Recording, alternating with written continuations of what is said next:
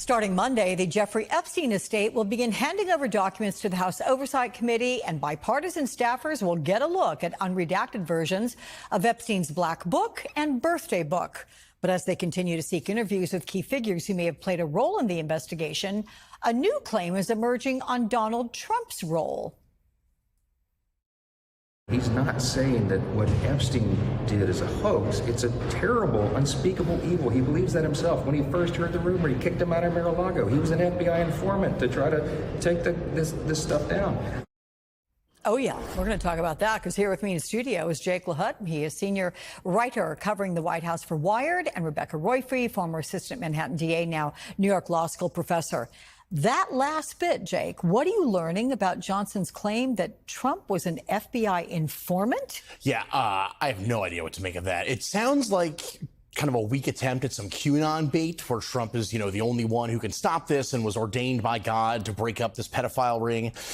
He may have spoken to the FBI, and President Trump and the White House press office could address that to whatever length if they so choose. But I think for Johnson, it's just a sign of the desperate lengths he's willing to go to here to get some political cover for a situation that not only is untenable, has been untenable for months at this point. Because being an informant is a lot different than just being asked questions by the FBI Absolutely. And answering them. Right. Yeah, okay. Well, here's what Bradley Edwards, who is an attorney to some survivors, actually said on Wednesday. This is about Trump. Let's take a listen to that.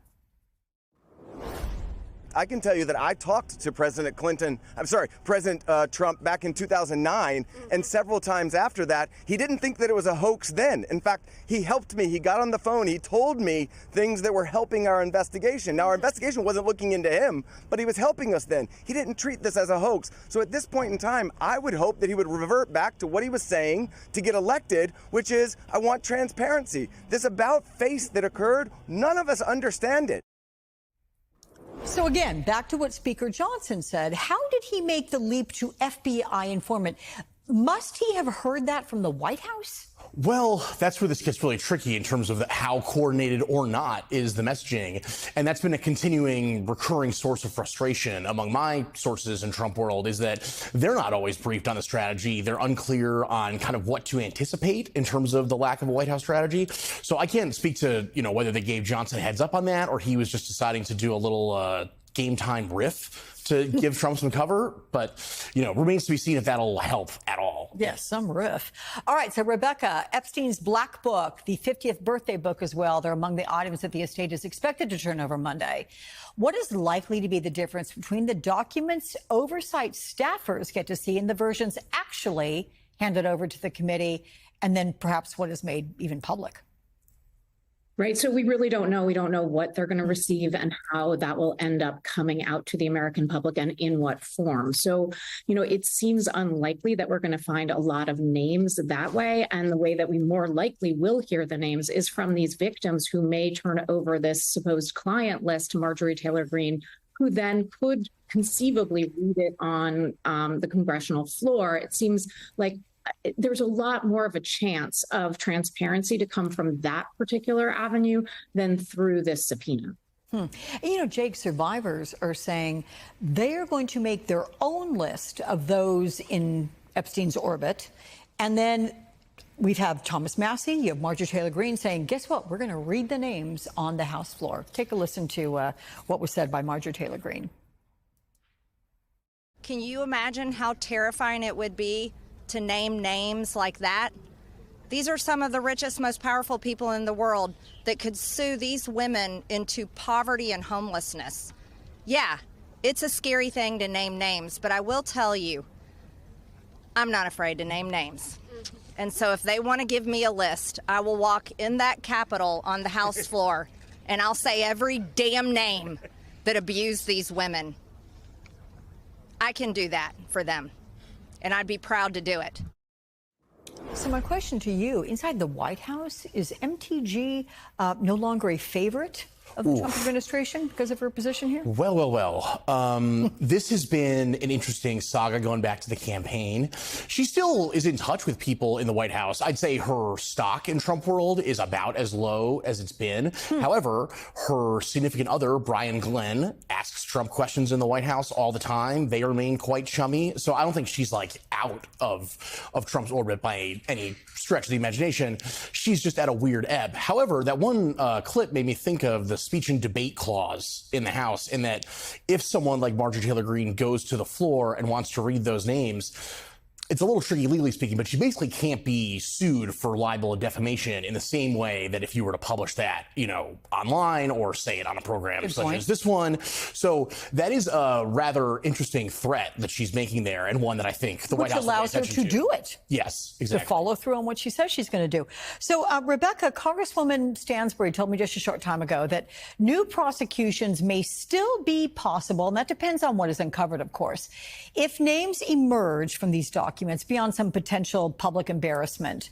What sort of legal action do you see happening? Well, the Department of Justice can continue to look into anyone at this point. There is no, there may be issues with statute of limitations, but at this point, they can continue to investigate. I think part of the problem here is, frequently so. And so this, President Trump campaigned on this notion that we should not trust what we hear from these neutral institutions like the FBI or the Department of Justice. And he has trained his supporters to look into these things themselves. So they see things like discrepancies, for instance, that there was, a warrant that was executed at Epstein's estate that, turned up some CDs and so forth, and we never saw them. So whatever comes out of this, the question is, will people trust that they actually pursued any avenue that was available for them? And I think in this climate where we've sowed so much distrust about our institutions, there's little chance that they're going to trust whatever the Department of Justice and the FBI with those names. And Rebecca, several survivors spoke publicly this week for the very first time, and here's some of their stories. After meeting Jeffrey Epstein and Ghislaine Maxwell, it felt like someone shut off the lights to my soul. I have never been more scared in my life than I was that first time that he hurt me. I remember crying the entire way home, thinking about how I couldn't ever tell anyone about what actually happened in that house. He gave me an ultimatum. Either you come here and massage me when I call you, or you bring me friends of yours to massage. The days of sweeping this under the rug are over.